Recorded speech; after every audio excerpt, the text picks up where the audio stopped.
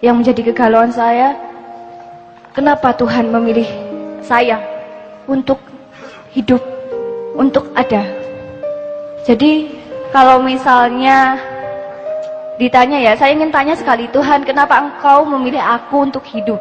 Ya jawabannya akan secara logika kan, ya udah tanya aja sama Tuhan. Tetapi kata Bapak Guru, saya harus tanya ke Simbah Guru. Dan mungkin saja bisa jawab. Terima kasih. Kasih. Kita niati aja karena sekarang tinggal 20 menit kurang. Kita niati maksimal sampai setengah 4 sisan. Saya harus singkat dan saya mohon izin Sabrang dan Mas Suko untuk ikut mengingatkan. Tapi saya pasti tidak akan saya uraikan terlalu mendalam. Jadi sehubungan dengan anak kita yang mengatakan, kenapa saya yang dipilih gitu ya, kenapa saya, dengan semua pertanyaan eksistensial dia tadi, itu saya rentang luas seperti ini. Sabrang mengatakan beda antara identitas dengan personalitas ya. Kalau personalitas itu adalah kondisi alamiah Anda, identitas adalah yang Anda bangun secara budaya atau secara pemikiran, yang terapannya bisa di politik, bisa di organisasi, bisa di apa saja. Saya ingin katakan sama Anda, ini Ma'iyah ini luar biasa, ilmunya tidak fakultatif, ilmunya sangat universal, sehingga kita sampai ke tataran sampai marifat tadi, dan itu semua relevan satu sama lain. Saya ingin katakan satu hal, bahkan tidak ada personalitas dalam kehidupan manusia aslinya. Anda jangan berpikir bahwa Nabi Muhammad adalah Nabi Muhammad. Selama kamu masih menyangka Muhammad adalah punya personalitas di mana dia adalah anaknya Pak Abdullah dan Ibu Aminah, Anda salah sangka. Kalau Anda menyangka saya adalah Muhammad Ainun Najib, itu sumber penderitaan Anda di masa yang akan datang, karena saya bukan Mbah Ainun Najib. Ya. Ini mungkin masih jadi pertanyaan Anda, tapi bisa lebono omonganku iku. Kok kon salah sangka kon? Aku dudu Ainun Najib. Ya. Muhammad bin Abdullah yang dikasih jatah 63 tahun itu pun cuma identitas sementara. Bukan personalitas. Itu identitas. Dia harus dilahirkan secara fisik dan harus dari bapak ibu tertentu, karena ada keperluan untuk mendatangkan Al-Quran bagi seluruh umat manusia di bumi. Jadi itu identitas yang sangat sederhana dan hanya dibatasi 63 tahun.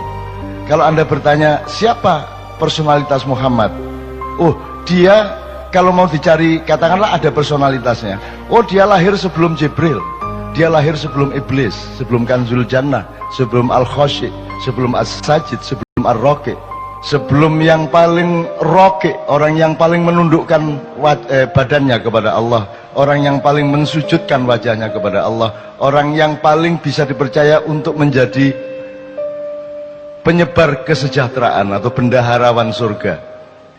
Dia adalah juniornya Muhammad. Jadi Muhammad itu bukan yang Anda kenal di Arab itu. Yang Anda kenal di Arab itu adalah resonansi dari personalitas Muhammad. Lagi nek anjane kate runu tak dudui kok. Ya, jangan disangka Muhammad bin Abdullah itu adalah personalitas. Itu cuma tugas sementara dan hanya sebentar sekali, yaitu 63 tahun. Jangan disangka bahwa dia sebuah diri. Dia hanya sebuah peran. Ya, Mas.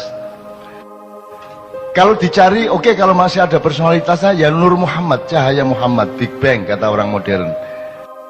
Di mana Allah menciptakan cipratan cahaya yang kemudian menjadi kumparan-kumparan, terus kemudian membelah-belah menjadi planet-planet dan galaksi-galaksi, satelit-satelit dan matahari-matahari. Jadi Muhammad itu lahir sebelum alam semesta. Muhammad itu lahir sebelum Iblis, apalagi Jibril. Maka Jibril itu adalah juniornya Muhammad. Maka kapan saja Muhammad memanggil Jibril, Jibril akan datang. Bahkan Iblis yang disuruh berperan untuk menjadi musuhnya manusia dan musuhnya Muhammad itu bisa dipanggil, didawui, ditimbali oleh Muhammad kapan saja, dan apapun yang ditanyakan oleh Muhammad dijawab oleh iblis dengan sejujur-jujurnya. Kalau dia benar-benar musuh, dia tidak akan menjawab sejujur-jujurnya, dia hanya berperan. Jadi iblis itu cuma identitas, bukan personalitas. Anda jangan salah sangka. Nah, kalau dikejar lagi, sebenarnya tidak ada Nur Muhammad. Itu bukan personalitas, tidak ada diri yang sejati kecuali Allah itu sendiri subhanahu wa ta'ala. Yang lain bukan diri, yang lain hanya cipratan dari diri sejati. Cetok ya? Jadi kon iku aja tak gopoh karo awakmu dhewe. Kok aku anggitmu kon iku ono ta? Kon iku gak ono. Iku mek kun wis kon mari ono gak ono, gak ono masalah. Jadi awakmu gak usah perhatian sama dirimu. Dirimu itu tidak penting. Dan saya hidup itu bekalnya adalah yakin bahwa aku tidak penting. Yakin bahwa bukan aku ini yang akan jadi pusat perhatianku. Di dalam diriku tidak ada aku. Di dalam diriku tidak ada Ainun Najib. Karena sudah penuh cinta. Dan cintaku tidak boleh aku tujukan kepada diriku sendiri yang sementara bernama Ainun Najib. Di dalam diriku tidak ada diriku. Gitu loh. Lagi nak diterusno kon tambah pecah ndasmu,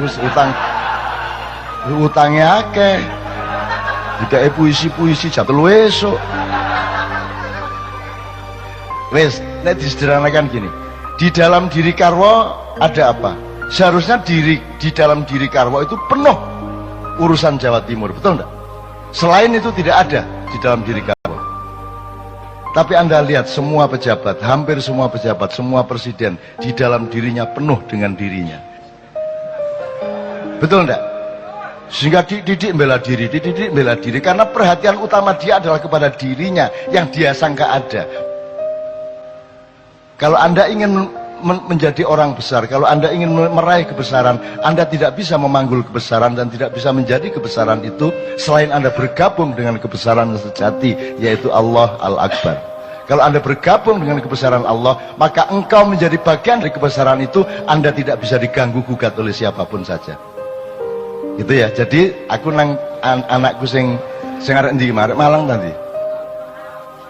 Sing Nadia, ya bener. Nadia apa yang sebelumnya? Ya Nadia.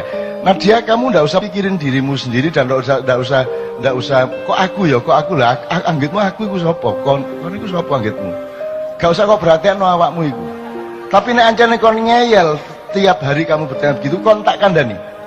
Sebentar lagi kamu akan tahu kenapa kamu yang dipilih oleh Allah menjadi dirimu. Radio ya. 1 tahun kemudian kamu akan tahu kenapa engkau yang dipilih. Cukup 1 menit sesudah kamu tahu apa isi hati suamimu. Nek kon wis ro isine atine suamimu, kon iso jawab pertanyaanmu iku mang. Dan percayalah, sampai akhir hayatmu kamu tidak benar-benar tahu isi hati suamimu.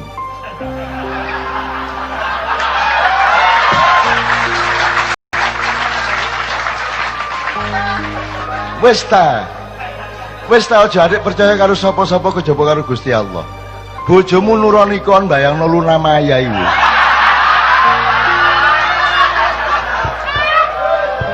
Jadi sudahlah, jadi kamu jangan tuntut suamimu kayak apapun dan jangan tuntut dirimu kayak apapun. Penuhilah dirimu dengan pekerjaan-pekerjaan dan perbuatan baik yang Allah perintahkan. Jadi dirimu adalah perbuatan baikmu itu, bukan Nadianya, bukan yang kamu sangka dirimu itu. Jadi orang yang masih sedih, orang yang masih pesimis, orang yang masih tidak punya semangat adalah orang yang salah sangka terhadap dirinya sendiri. Dan karena dia salah sangka kepada dirinya sendiri, maka dia juga salah sangka kepada dunia, dia salah sangka kepada apa saja, apalagi kepada Allah Subhanahu wa taala. Dia pasti salah sangka. Wes ya. Cik iso diterusno iki, tapi cukup ya. Cukup. Dah. Jangan salah sangka kamu. Jadi dirimu itu enggak usah anu lah, enggak usah peduli lah. Aku gak peduli kok. Aku gak peduli karo awakku. Karena aku sepi, karena kadang-kadang aku ingat aku ini seolah-olah aku, tapi kemudian lupa lagi karena aku harus ketemu dengan bang-bang wetan. nanti pulang dari sini naik mobil dolek rawon rada eling meneh. Lho aku ndek endi rek? Ngono kan. Nah itu saya itu mengalami kesepian terus menerus. Dan kesepian itu aku perlukan. Aku topo ngerame rek. Kamu pikir kalau riuh rendah suara itu tidak sepi? Semakin riuh rendah semakin sepi. Kalau engkau berada di dalam dirimu yang sejati, yang jauh di lubuk jiwamu itu. Mulane wong Jawa duwe topo ngerame, gitu loh rek ya. Nah, tapi iki wis cukup lah.